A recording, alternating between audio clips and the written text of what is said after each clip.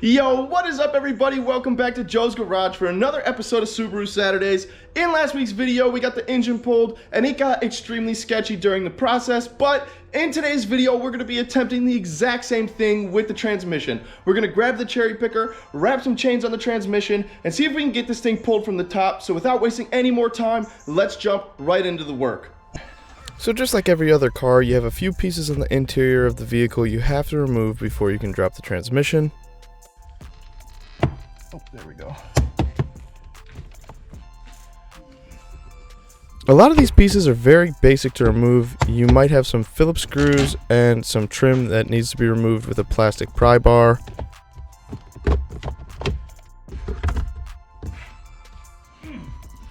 You could see here I had two little hidden Phillips screws that were just under a little plastic cap. I pried them off and a simple Phillips screwdriver got those out. I'm trying to be as gentle as I can be because if your car is old like mine is, a lot of these plastic trim pieces are very brittle and they like to break easily. So take your time and just use the tools you can to help pry some of this back. So a few of the comments have let me know how rare this accordion boot is, and I happen to love this shift boot. I'm going to be keeping this because it happens to be one of my favorite things in the interior of the car. I'm really working on taking steps to grow the channel, so make sure to give me a thumbs up, subscribe, and turn on the bell if you want to see when I drop new videos. We are so close to having the channel monetized, and I am so excited about that. When we started the RS series, we were at 1,300 watch hours, and now we're at 3,300. We're 700 away from finally making money with the YouTube channel, and that is the ultimate goal, so I can invest that money into my project cars and provide you guys with awesome content. All of the support that I've been getting for this 2.5 RS series has been incredible, and that is just extremely motivating. So I'm super excited to just continue to bring you guys awesome content, and that's what this is all about. So what you guys are seeing now, I had to remove these Phillips screws that were holding this plate in on top of the transmission shifter, and this was one of the hardest things to do, dropping the transmission. These were all incredibly rusty and the screws were starting to get stripped. Luckily my dad was there to help me with a little pry. As I would de-thread the screws, it was pulling them out with that little bit of pressure, and that made all the difference. I was able to remove all these and get this plate off.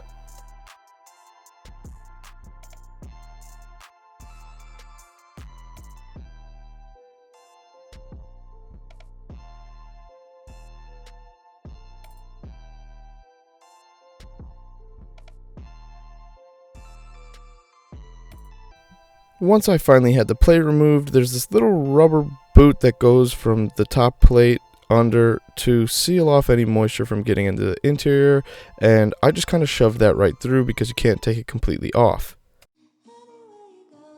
The last thing I needed to do was remove this little 12mm for the shifter itself, and then it all came loose.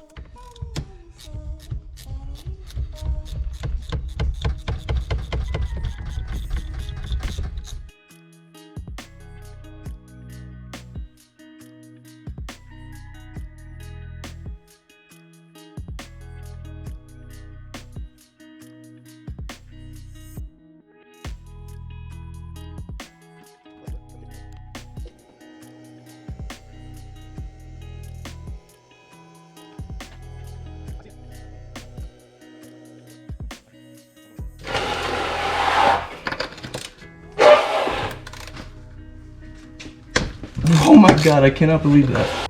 So to my surprise, these were the first bolts on the entire car that broke free without using any heat. You can see the rust is getting a little better as we move to the front of the vehicle, but I was completely shocked because I swear that I've had to use heat for every single nut and bolt that I've removed pretty much from the back to the front.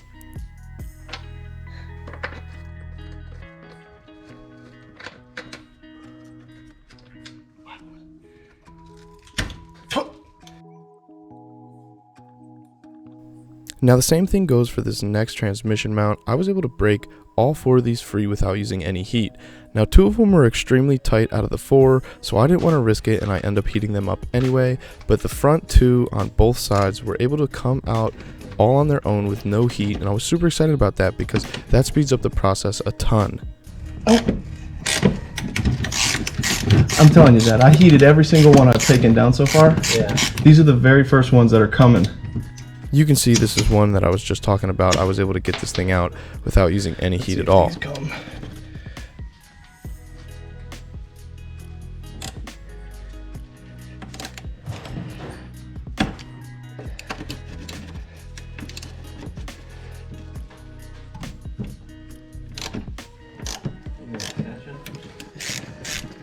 I cannot believe it.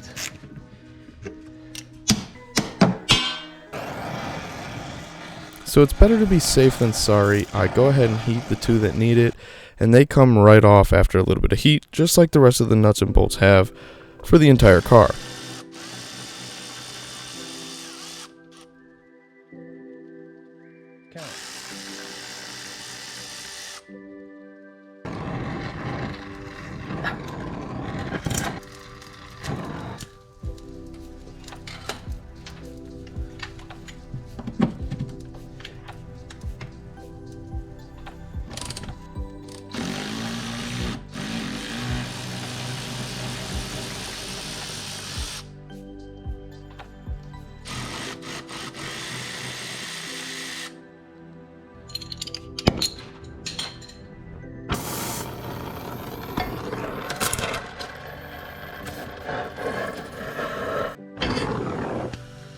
So I actually make a pretty big mistake here, and I left my wrench on tighten while I was working on the previous bolt, and I tightened this nut after heating it up. I'm completely shocked that I was able to tighten it, but I thought I was totally going to have to break it to get it off.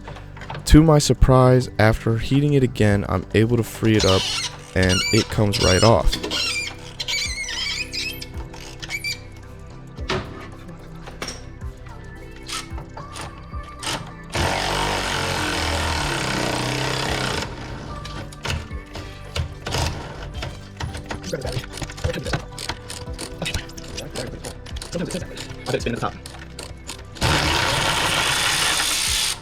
Wow. The more I work on this car, the more I realize it wants to be rebuilt. Everything is coming apart, even though it's incredibly rusty. I have to heat most of the nuts and bolts to remove them. Everything's coming apart, and it just blows my mind. This car has been dying for me to start working on it and have me rebuild it. If you guys think the same, make sure to leave me a comment in the section below. If you're surprised about how this car has actually came apart with all this rust, it's surprising to me, so I imagine it's probably surprising some of you guys also, and I think the process is going really well. We're making some serious progress, and I have some really big moves coming up in the next few weeks, so thank you for watching, and make sure to stay tuned to the channel because it's just going to get better and better.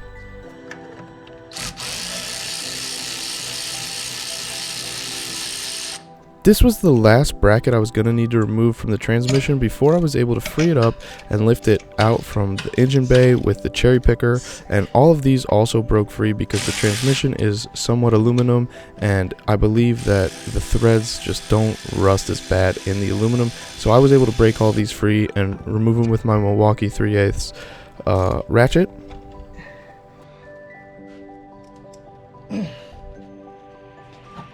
And a lot of you guys have mentioned in the past how I need to turn the wrench away from my face. If you notice in this video, I almost did that every single time. I'm really trying to focus on the things you guys tell me in the comments, because that just means the most to you guys and increases the value of the content. So yeah, as you can see, I've been pushing the wrench away from my face like some of you suggested, just so I don't break my face when the bolts break and I snap the wrench.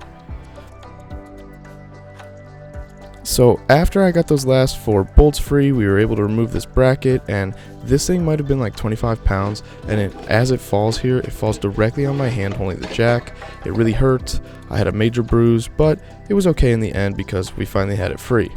And here we go, guys. I'm bringing the cherry picker in to start wrapping up the chains on the transmission to get this thing out from the engine bay.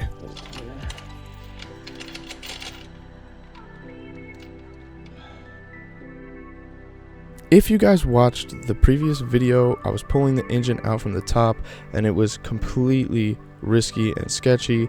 It doesn't show so much in the video, but the car was rocking like crazy as I would pump it up with the jack or the cherry picker, because the cherry picker was pressed against the lift, and the lift was pulling the engine into the car, and the car was being moved forward with each pull.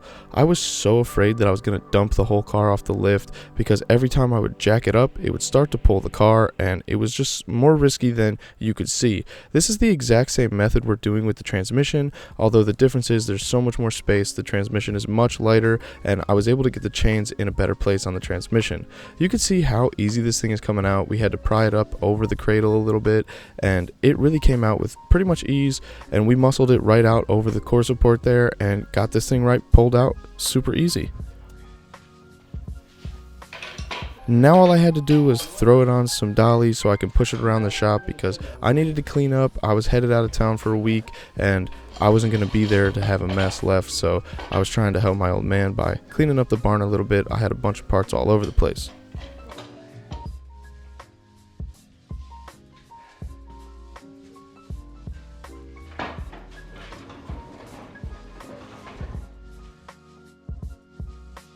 So now I'm just showing you guys a quick shot of what the engine bay looks like with the engine pulled and the transmission out. You can see a lot of the miscellaneous parts that I still need to remove. I definitely am going to remove this engine cradle because I want to clean that thing up and recode it.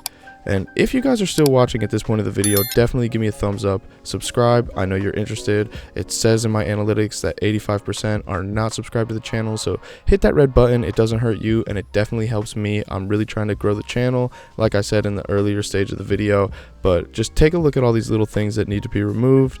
I've got a lot of work ahead of me, but everything's going so well. I think I'm going to get all this pulled out so I can start to spray the engine bay and address all of the rust that's on the car. I still have a few things that I'm going to remove before I start working on all the rust, but we are nearly there, guys, and like I said before, the progress has been great. I'm super pumped and excited about it, and I really think that we could have this car back on the road by the end of this year, or maybe by the end of winter. Thank you so much for watching, guys. This is where I'm going to wrap up the video. It's been a pleasure making it for you, and I hope that you enjoyed it. I'm going to be catching you guys in the next Subaru Saturday, so make sure you guys have a great week, and I'll talk to you guys soon. Peace out.